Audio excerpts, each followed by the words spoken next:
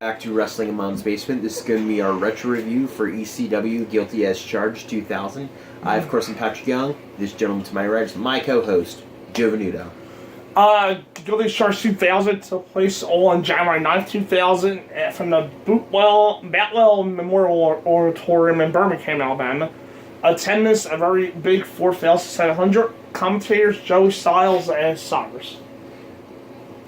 To show you what the company is at this point, Spike Dudley is in the main event, fighting Michael Wilson for the world title. Yeah. What does that tell you? The company was on life support at this point, with WWF beating the heck out of everyone, and WCW just generally sucking. Other than that, we had Impact Players versus Dreamer and Raven, and that's about it. And RVD versus Sabu. ECW's video game is a sponsor, resulting in a massive logo on the mat. Yeah. That could get in the link. Joey points out that Cyrus' headset isn't plugged into anything. So that's where the world hot start. Joel Gertner, of course, shows up for like the 9th pay-per-view in a row, probably. He makes sex jokes. Joey asks if that's what he's there for. Joel said he made his joke pop as more over than Cyrus. He's getting laid later and he's already gotten paid. Was there a point in this all? No, there wasn't no point to that. But it ate up like 7-10 minutes, so. The theme song kit, Celia Anderson versus Mikey Whipwreck. Anderson is allegedly Arn's son or nephew, whatever. Yeah, the Andersons just have relatives. Yeah, it's the easy way. Including Ric Flair. Right. It's the easy way to get a guy over. Ricky Steamboat even got his name by pretending to be the son of a local guy named Sam Steamboat, so this is fine. He's also the enforcer of New Dangerous Alliance with Lou E. Dangerously. And fun fact, Carl Anderson has also got his gimmick name from that because of it. Yeah. Yeah. The New Dangerous Alliance more or less sucked, but it was a mid-card stable, so I can't complain about that much.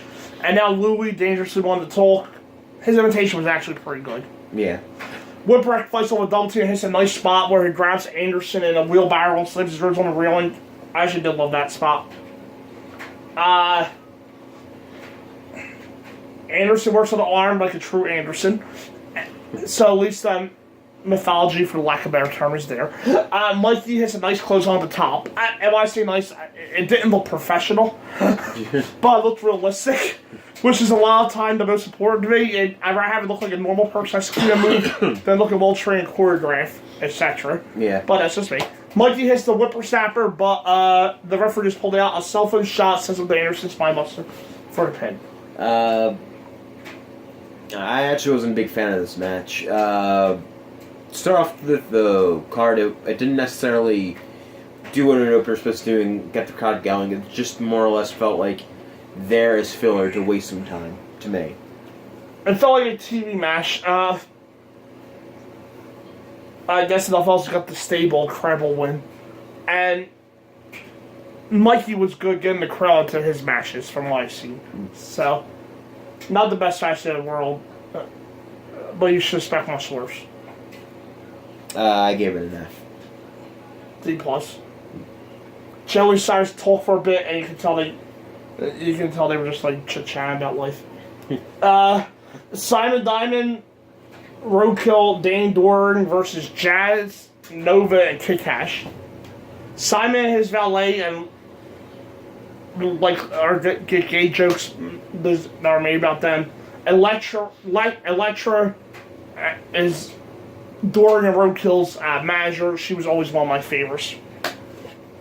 She was? Yes. Was Elektra not one of your favorite women in history? I didn't know who she was until last year. She was a total. I couldn't even tell you what she looked like until I saw this pay-per-view.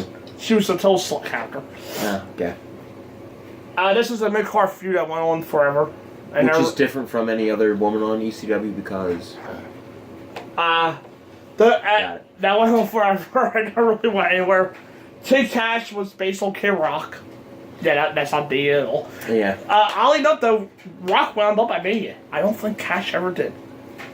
That is true. That's not the right reason. They say Mish is like Conan O'Brien, but with a worse haircut. Elektra does a peck dance. Oh dear. Jazz got no reaction here for some reason.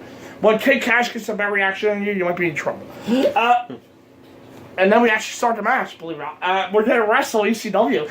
I don't believe it. That's not fair. There's some good wrestlers around. Yeah. Jazz and Dory start us off, and not China's in trouble. And not China's in trouble. Well, they try to make her China here. Yeah, that's true. I want to see Roadkill versus Jazz. By the way, some camera work, it's just atrocious. Yeah, I was right. I wanted to say that at the end. In this I didn't know match. if you're going to bring it up or not. It's all over the place, and they miss so much. Jazz is the I can actually tell you which camera guy it was. It was the one that was away from the stage. The one that was looking towards the stage. He was just like, imagine this. That was the camera work from that one guy. The other guy was okay. He at least like stabled the shot, but Jesus Christ, that other guy almost gave me seasickness.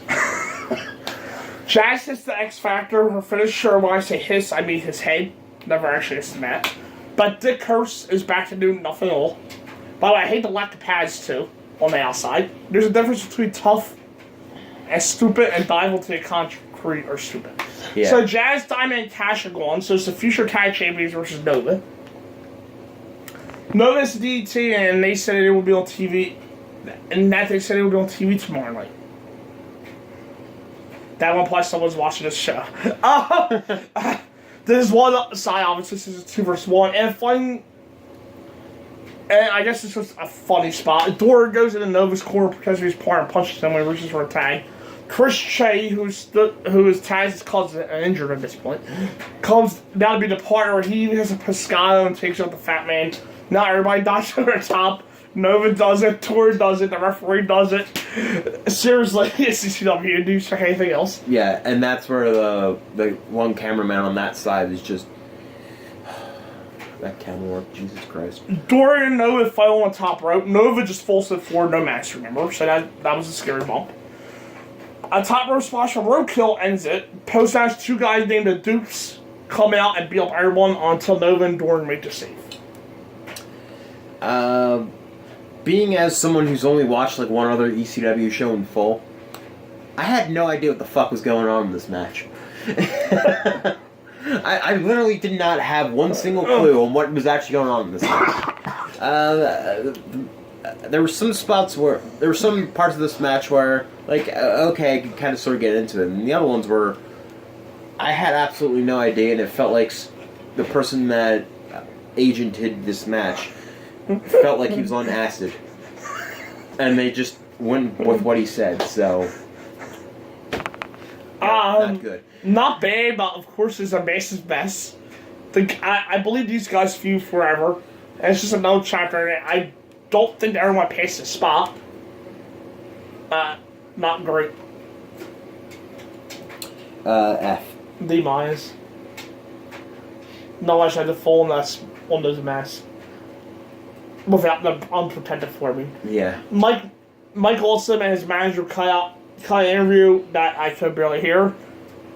The interview anyway, because I think the crowd was cheering for somebody in the ring. We'll go with the lecture. Yeah. It was about Spike.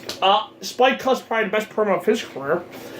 Break the character by saying he's going to hurt Mike Olson tonight and yelling at a production guy who tells him the same character. He says he's not an actor. I think the production guy was actually Paul Lee, so. Okay, Paul Heyman. Tells the same character. He says he's not an actor and drops a lot of F-bombs. It's better than I made so. Yoshihiro Tajiri and Mystery Partner versus Super Crazy and Mystery Partner. This is a Dream Partner tag match. And allegedly, Jerry Lynn and Tajiri are working together, and Lynn will be the partner of Tajiri. Steve Corino's here with Tajiri and starting.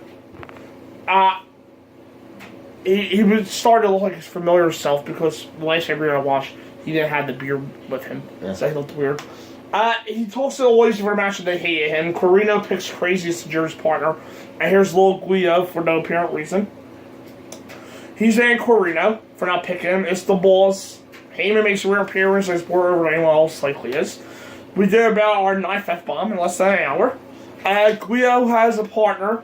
He was in the... I didn't know he was in the match. Tonight, there's another F-bomb, so make that 10. Yeah. And it's Jerry Lynn. Heyman censors new Then he censored New Effing Show, but everything else was whatever. At least it's almost over.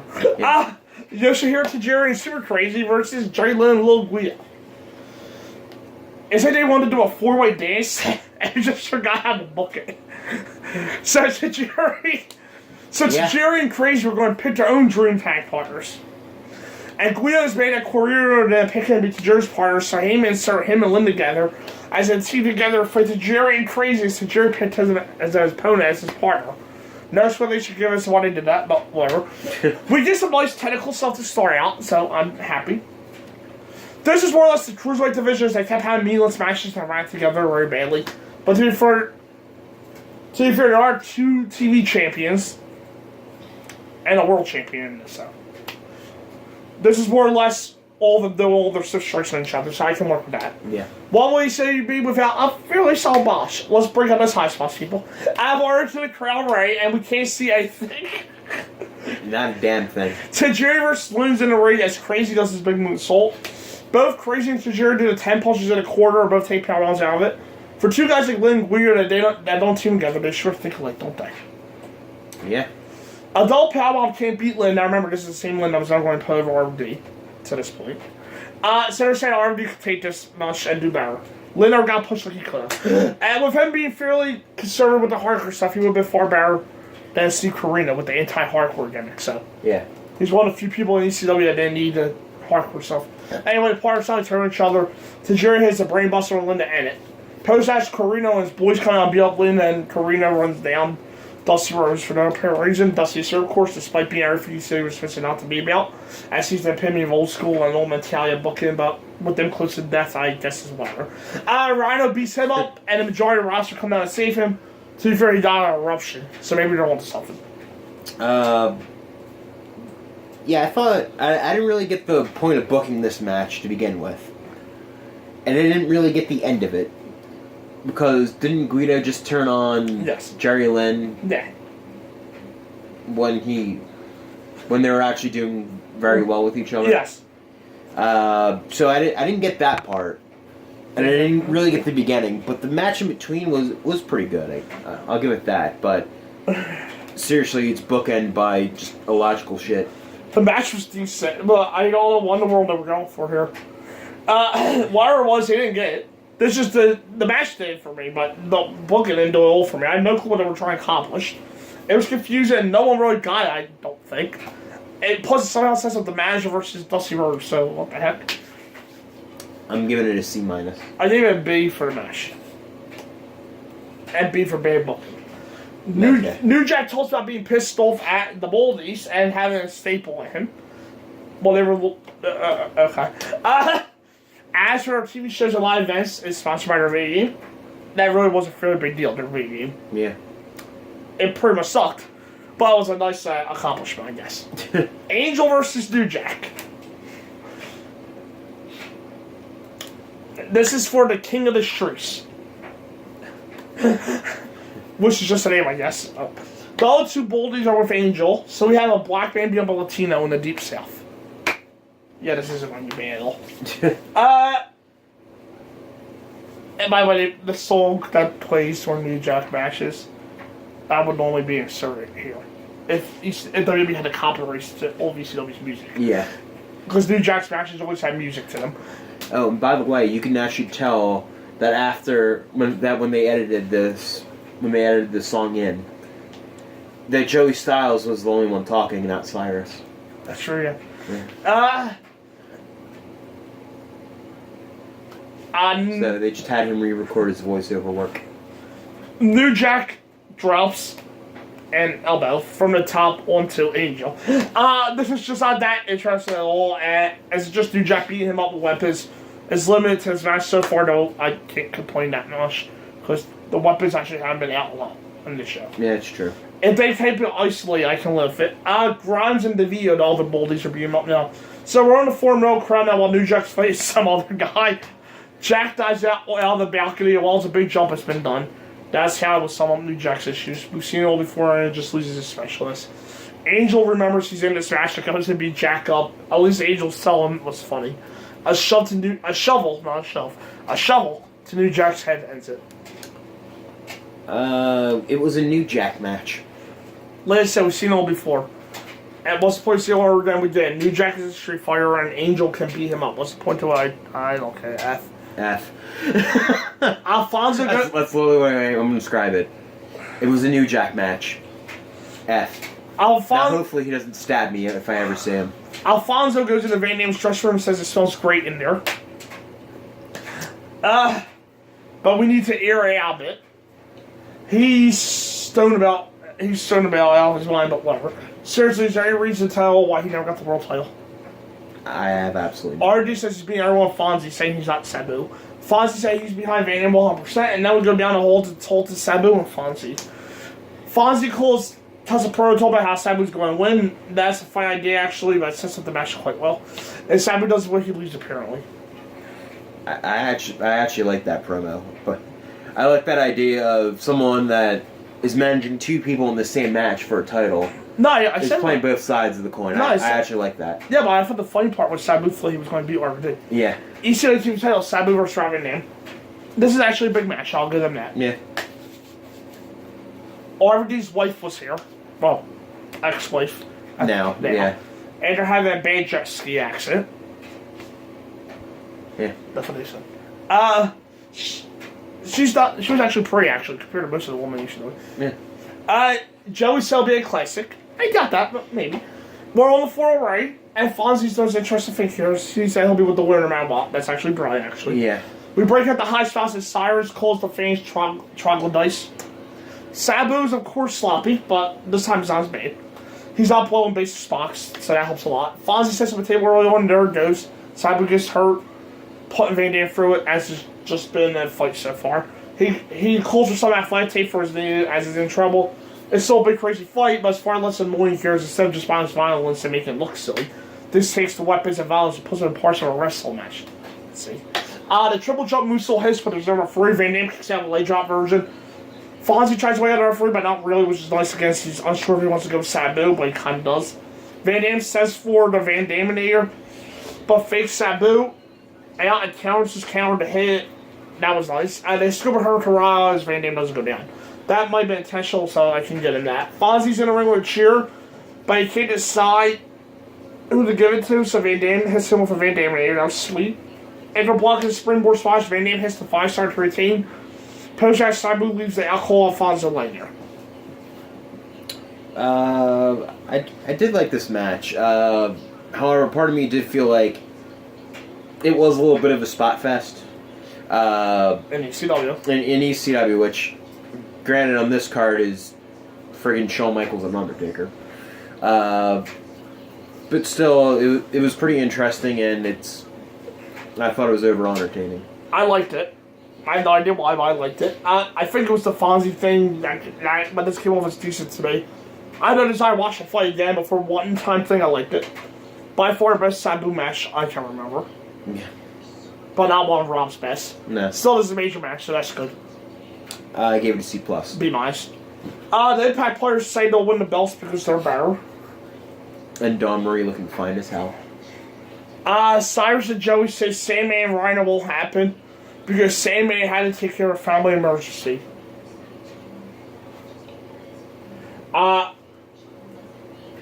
It sucks the match had to be cancelled. Does it? But at least be honest about it, so I like that something different. At least they were honest. Well, it does suck that match had to be cancelled. I'm not saying anything towards the family emergency or anything, but does it really suck that match was canceled? What's wrong with Rhino? Sandman. What's wrong with Sandman? Sandman. I don't know if he's a space field making up. We go nuts every time we see him live. No, we don't. And LW, I literally just stand there. You sit down. Well, I'm going nuts. The last time he opened the beer can right by my head, I just sat right down. I'm like, I got wet with that cheap ass beer. Yeah, no. So did the lady next to me. Ty tells me. The lady next to me was trying to get her son, salmon to pour on her son. Don't bring up that bitch. I know how much you hate her. Stupid bitch. She ruined his picture with Selena De Laurent. One of the 3 pictures I actually wanted at that show. Maybe the one I was looking forward to the most. No offense to the Lucha Brothers. And she bumped his arm. She was annoying, dude. Yeah, she was. It really was. Oh, anyway, back to ECW. Stupid bitch. Tag titles, Impact players versus Raven and Tommy Dreamer. The players come out separately for no apparent reason. To be fair, the Champions do too. Apparently, the Impact players are trying to take over companies so Dreamer or Raven are afraid for ECW. Sure, why not? Raven is ridiculously over here. Yeah. They can't get erased the Impact players. Fight them off. We hit the floor because that makes sense to give up your advantage like that. The champions turn all guys hold the stage as they're working together. Hey, we get to the actual time sequence. I'm stunned. Okay, before you silly matches. Okay, to be fair, silly matches usually do go to rules after the insanity dies down. Yeah. Dreamers both bust up in trouble as we hit the chin lock. It's supposed to see these guys actually wrestle for a change rather than just have mindless brawls. And all else, we're going to look at some rather hot woman during this. Yeah. With Dawn Maria and the other one. Francine? Yeah, Was the other one? Yeah, with Dawn Marie. Yeah. Mostly Dawn Marie. Storm is the second best super kick in wrestling at this point. And Dreamer gets a hot tag. Yeah. Well, kind of, as he hits the hand, but no one calls it. The referee realized the kind of blue spawn just lets it go, I guess.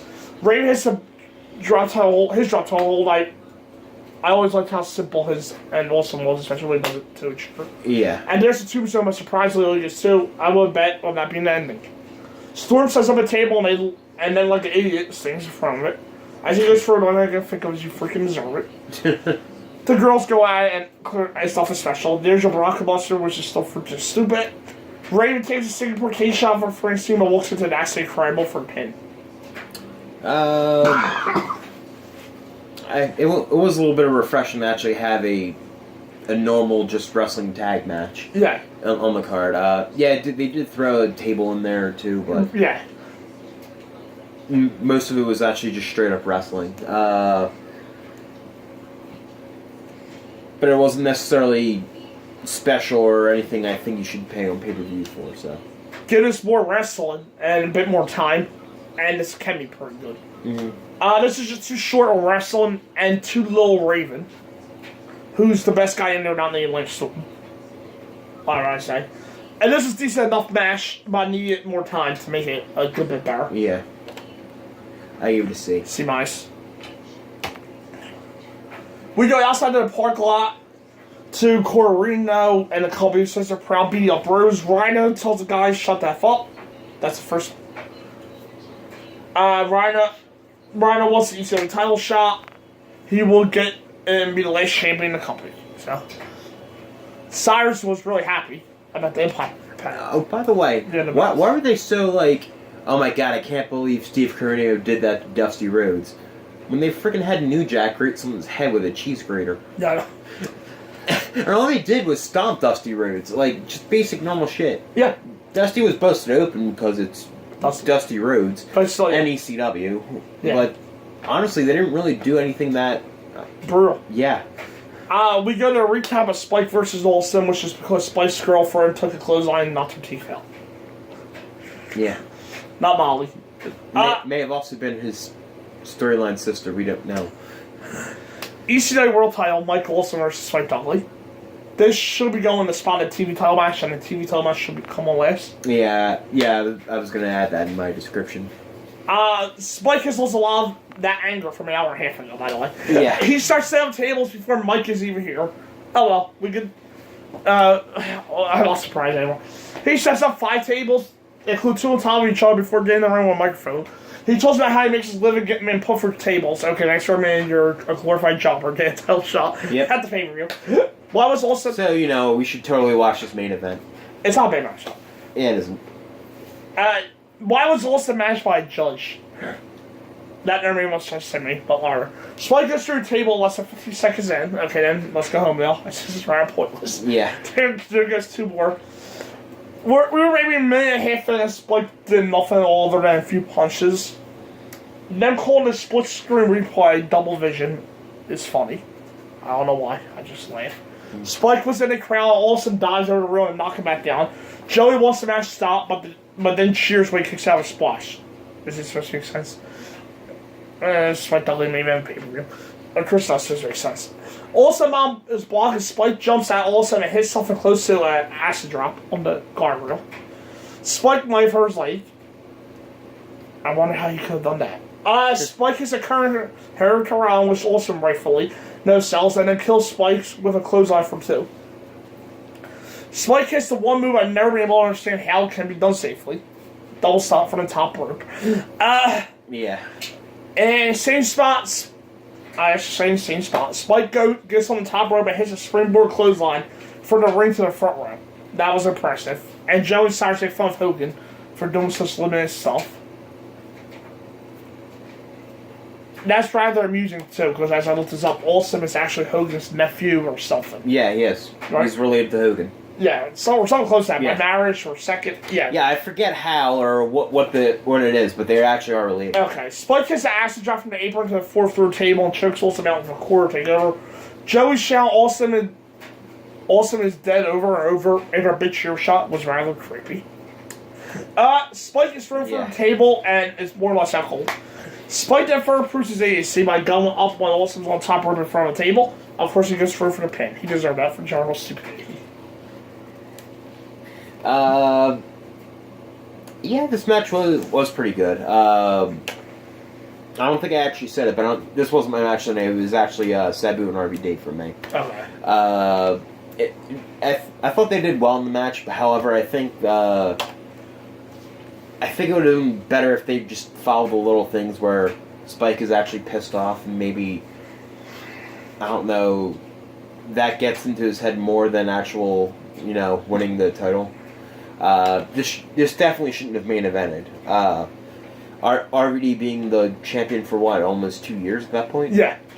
Or he goes on to be champion for about 2 years. Yeah. I think that's the bigger match. That's the match you put on last. And this is more or less you just put it on there just to have Awesome have a challenger and do something. And also, I kind of wanted them to follow through with Spike actually being legitimately pissed off. Yeah. The problem here isn't the match. It was a good big man, little man match. It was the credibility just wasn't there at all. Yeah. Spike is still his size, Awesome is still his size. That's why it didn't work in that regard. What also made me laugh too early in the show, they called Awesome a giant at 6'5". Yeah. We did. Spike I don't even think he's over 300 pounds, so. We did. Spike can do moves to big guys. But cheer shots and diamond cover in the ropes isn't gonna make it believable. No. They tried kind of. But it didn't work that well at all. C. I give it a C, yeah. Overall? Overall, I'm giving the show a D-. It's a shock to me that it actually just didn't outright fail this card. Yeah. But I thought the last 3 matches put in enough effort where they shouldn't be on a failure of a show. And there are other...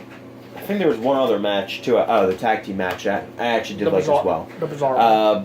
But other than that, it's just the same complaints I always have about ECW. They pretty much just are just non-stop. They really don't let anything breathe. Some stuff that actually don't really make any sense. Some of it's just being crass for the sake of being crass.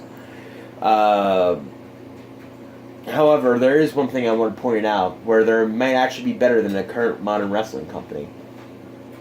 Did you notice that they had lights over their aisleway entrance? Mm-hmm. Ring of Honor doesn't have that. That's often a huge negative against Ring of Honor, that their production which and is their way on more their entrances. Yeah. That's usually counted as a negative towards them. Mm-hmm. But ECW was able to do it, so they stole lights from Home Depot. Yeah. They probably did steal lights from ECW, but they still did have lights on their entranceway so that when their wrestlers entered, you can actually see them in pretty good light. Just a little thing I want to point out, but yeah, this is a typical ECW show with good matches lined up at the end. Yeah, I give it a D. It's by no means the worst ECW show ever. But seriously, I don't know what happened here. Van Dam keeps the belt again. Awesome dominates again. The Dream Partner match made no sense. Oh, and the players won the belts. That's what they do the next pay-per-view. Lose them? No, they win the belts. Since they lose them in a few weeks. Got it. Anyway, this was a horrible, I guess, but that's not saying much. Just a very lackluster show. You can clearly see things are getting ready to come crashing down. Hard. Our pay-per-view for next Monday.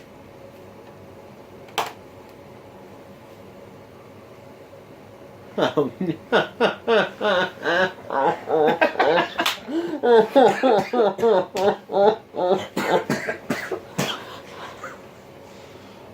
Is that actually even a pay-per-view? Wait, is that on the network? I don't know. Hold on, I have the network on my phone. Yeah, hold on. Because I know the pay-per-views originally started in 1997. Yeah.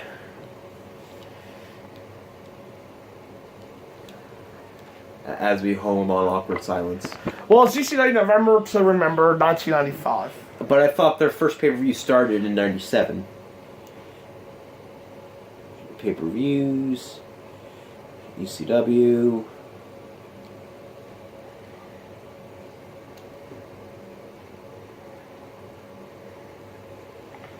I don't know, it's listed as a pay-per-view. Alright, I want to put some polls for a minute so we can get up the match card. Welcome back. Here we go. This is the card. ECW November 1995. Yeah, it's listed as an event, not a pay-per-view. Yeah. There you go. Broad Street Bully versus Don E. Allen. I have no idea who any of those people are. Hold on a minute. The guy who works at the hospital with our parents. Yeah, yeah, we actually have a slight person. Human. personal relationship with him. I don't think I've actually ever talked to the men, but my mom did not. I did. Yeah. Versus Donnie Allen. Pat is also dying to know who that is. That's Don. I honestly don't care. That's Donnie Allen from Philadelphia. Do you know Donnie Allen? No. Up next, Bubba Ray Dudley versus Broad Street Bully. Okay. Conehay versus Jason Knight. Yeah. Stevie Richards versus El Puerto Ricano. The Pitbulls. El Puerto Ricano. Oh, the Pitbulls versus the Eliminators. Mexican Death Match, Rey Mysterio Jr. versus Psychosis. Praise the Lord. The Sami Too Cold Scorpio versus the Public Enemy. Oh, Jesus Christ. That match goes 16 minutes? Holy fuck. Wait, the Sami is the second best worker in the match. I know. Axel Rotten versus JT Smith. Bill Alfonso versus Tom Gordon. That actually may be the second best match. I honestly... That may actually be a fact. Oh, I'm sorry. Maybe the third with the Pitbulls and the Eliminators. Mikey Whipwreck versus Steve Austin for the ECW heavyweight title. Sabu versus Hack Myers. Terry Funkin' Tommy Dreamer versus Cactus Jack and Raven. Okay. Sounds like an excellent show. Sounds like a better ECW show, I guess. Yeah, I know. Tony Stess's on it. Yeah. That'll do it for this. Yes. See you next week for November to Remember 1995. See you then. Well,